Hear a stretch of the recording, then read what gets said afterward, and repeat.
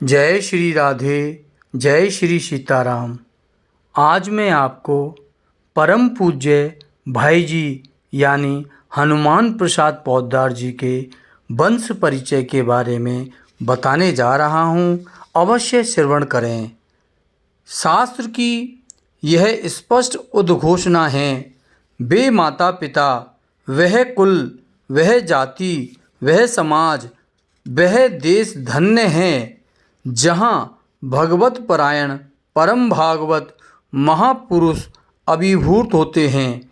राजस्थान के बीकानेर जिले में, वर्तमान में चूरू जिले में, रतनगढ़ एक छोटा प्रसिद्ध शहर है। भाई जी के पिता में सेठ श्री ताराचंद जी पोद्दार की गणना नगर के इने गिने व्यापारियों में थी। वे बड़े ही धर्मप्राण थे। उनके दो पुत्र थे, कनीराम जी और भीमराव जी। श्री भीमराम जी को ही भाई जी के पिता होने का दुर्लभ सौभाग्य प्राप्त हुआ। श्री कनीराम जी पिता की अनुमति प्राप्त करके आसाम व्यापार करने चले गए। रतनगढ़ से शिलोंग जाने वाले मारवाड़ी व्यापारियों में ये सर्वप्रथम थे। वहाँ इन्हें सेना को खाद्य सामग्री पहुँचाने का ठेका मिल गया। काम बढ़ जाने से उन्होंने पूरे परिवार को वहीं बुला लिया। श्री कनीराम के कोई संतान नहीं थी। अवस्था भी अधिक हो गई थी, अतः छोटे भाई भीमराम जी को ही उन्होंने दत्तक पुत्र मान लिया। जैसे आम के ही वृक्षों में फलता है, वैसे ही भाई जी का कुल भी देवी संपदाओं से संपन्न था। श्री कनीराम जी की रामचरितमानस में अगाध श्रद्धा थी। ये उसका नियमित रूप से पाठ करके ही अन्न ग्रहण करते थे। इनकी पत्नी पूजनीया रामकौर देवी तो संत सदृश थी। सामान्य पढ़ी लिखी होने पर भी सत्संग तथा स्वाध्याय से धार्मिक ग्रंथों का मर्म ग्रहण करने की उनमें अच्छी क्षमता थी। श्री हनुमान जी उनके इष्ट थे। मानस पाठ और नाम जप में अत्यधिक श्रद्धा थी।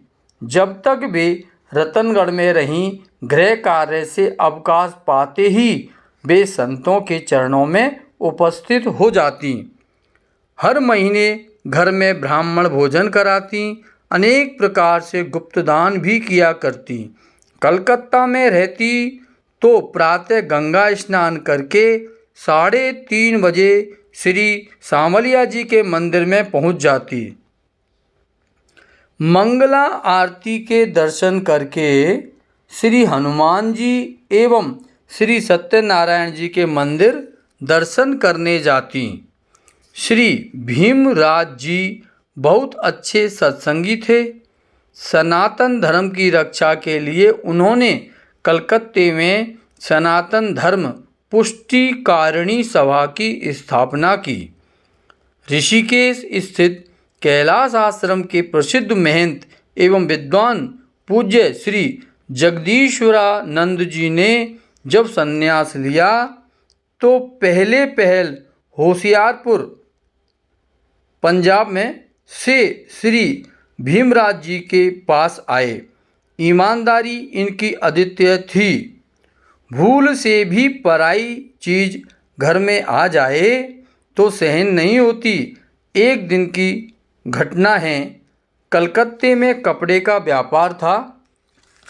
एक पुर्जे में भूल से 100 रुपये जोड़ से अधिक लग गए।